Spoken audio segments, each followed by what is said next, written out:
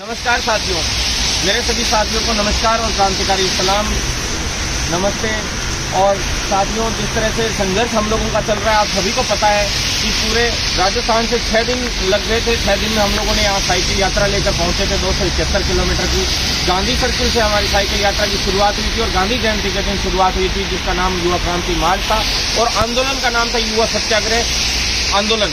और वो आंदोलन का आगाज हो चुका है। आंदोलन के अगले क्रम में हम लोग आज यहाँ पे जो जितने भी यहाँ पे जनप्रतिनिधि हैं, जो कांग्रेस के आलाकमान के प्रतिनिधि हैं, केंद्रीय नेतृत्व है, उससे मिलकर हमारी समस्याओं का समाधान कराने के लिए यहाँ आए हुए हैं। क्योंकि राजस्थान में मुख्यमंत्री जी से हमने काफ़ी कोशिश की कि भाई हाँ, एक बार मिले थे, उन्होंने आश्वासन दिया कि 30 सितंबर तक हम लोग आपकी विज्ञप्तियाँ सभी भर्तियों की जारी करना शुरू कर देंगे।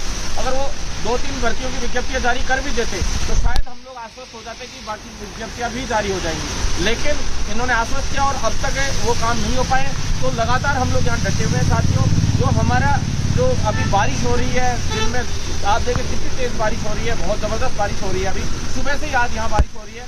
तो आज सुबह जब कल पहले तारिक अनवर जी ने हमसे मुलाकात की थी, जो राष्ट्रीय महासचिव हैं कांग्रेस के पूरे इंडिया के, और जो एक तरीके से कार्यालय मंत्री भी हैं यहाँ पे, पूरी तरह से कार्यालय का काम भी वही संभालते हैं ज़्यादा करके, वो खुद बाहर आ गए थे और आप सभी ने वीडियोस भी देखे थे और फोटोज भी देखे थे साथियों।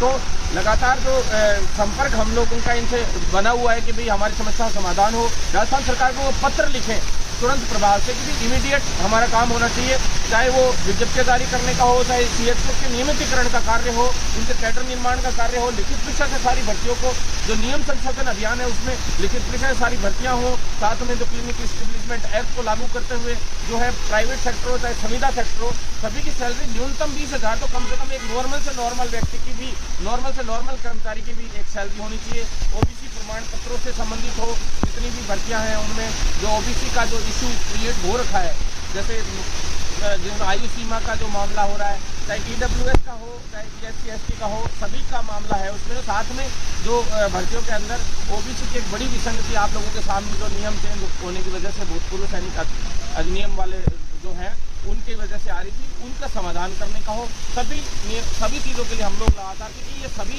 नियम है जो सर्टिफिकेट वाले हैं वो मेडिकल विभाग को भी प्रभावित करने का प्रयास करते हैं। लेकिन आपको सभी को पता है कि कितनी भर्तियाँ हो गई हमारे मेडिकल विभाग की। हर भर्ती में 2001 भी भर्ती में हमने ये प्रॉब्लम नहीं आनी थी, जबकि हर भर्ती में 2018 से अभी तक जितनी भर्तियाँ हुई सब में ये ओबीसी वाला, ये प्रमाण पत्रों वाले जो इशू आए हैं, जिनकी सारी भर्तियाँ अटकने में आ गई हैं।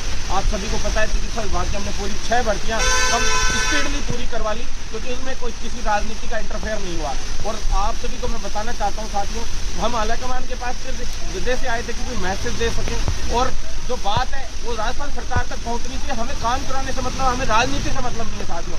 और हमारा धरना 100% जब तक जारी रहेगा, जब तक समाधान नहीं होंगे। साथ में जो राजस्थान सरकार है वो भी कान खोल के सुन ले कि हमारे यहाँ से अभी हम लोग सभी मुकुल वासनिक जी हैं, जो अजय माकन जी है, जो राजस्थान के 2 मुख्य रूप से पर्यवेक्षक और प्रभारी भी हैं, और मल्लिकार्जुन खड़गे हैं जो राष्ट्रीय अध्यक्ष का चुनाव भी इनके लड़ रहे हैं कांग्रेस के जो है, उन लोगों से भी हम लोग मिलने का प्रयास कर रहे हैं। और हमने गांधी परिवार के किसी एक सदस्य से भी वार्ता कराने के लिए इनसे आग्रह कर रखा है। तो सोमवार मंगलवार तक देखते हैं क्या रिजल्ट निकल कर आते हैं हमारा समाधान। क्योंकि कल तो हम धरना नहीं रख रहे हैं, संडे है साथियों, संडे के दिन छुट्टी रहती है, कोई रहेगा भी नहीं, तो धरना रखने से कोई फायदा भी नहीं।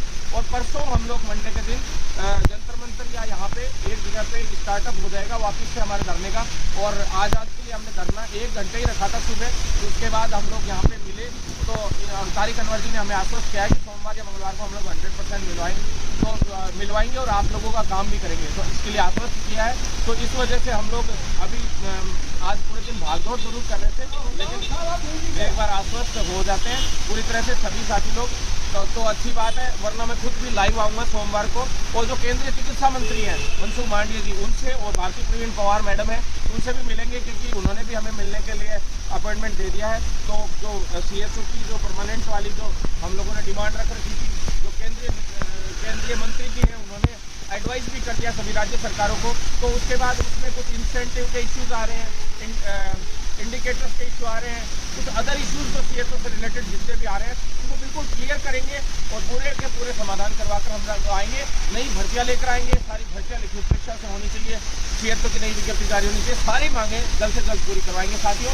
बस गर्मी हो, धूप हो, छांव हो, बरसात हो, हर में आप लोगों का इतना सख्त निवेदन करना चाहता हूं कि साथ बनाए रखें। अभी हम कांग्रेस कार्यालय से जो राष्ट्रीय कार्यालय है वहां से लाइव है और आपको सभी को पता है कि राष्ट्रीय कार्यालय पे धरना देना ही अपने आप में बहुत बड़ी बात है।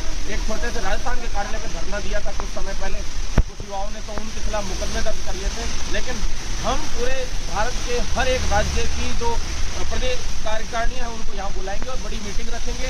अगर सरकार हमारी जल्द से जल्द राजस्थान सरकार हमारी मांग नहीं मानती है तो, और 80-20 के इशू में भी बड़ा काम करेंगे।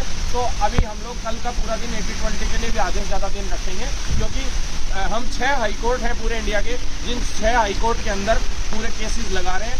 और जो है दोबारा से जो दिल्ली हाईकोर्ट में पहले हमारा केस था लगभग हम जीत चुके थे, लेकिन सुप्रीम कोर्ट ने वो मामला जाके उल्टा सीधा हो गया सारा, तो वो मैं अलग से उसके लिए वीडियो डालूंगा आप लोगों के पास, उसका भी समाधान हम लोग कराएंगे। लेकिन आप लोग इतना सा है साथियों कि साथ देंगे तो 100% हम इस संविदा प्रथा को भी खत्म करने में कामयाब होंगे, और जो ये शोषण होता है 7-7 हज़ार में वो भी बंद करवा कर रहेंगे, चाहे कोई भी कैडर क्यों ना हो, चिकित्सा विभाग का हो चाहे अदर विभाग का। तो साथियों साथ बनाए रखें।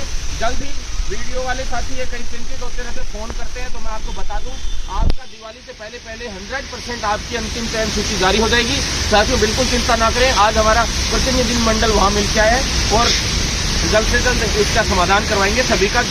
साथियों इसके अलावा जो है कंप्यूटर अनुदेशक और इनसे संबंधित जितनी भी डिमांड्स हैं उन पर भी मैं आपको अलग से आके बताऊंगा। साथियों बस इतना सा है, साथ बनाए रखें। धन्यवाद।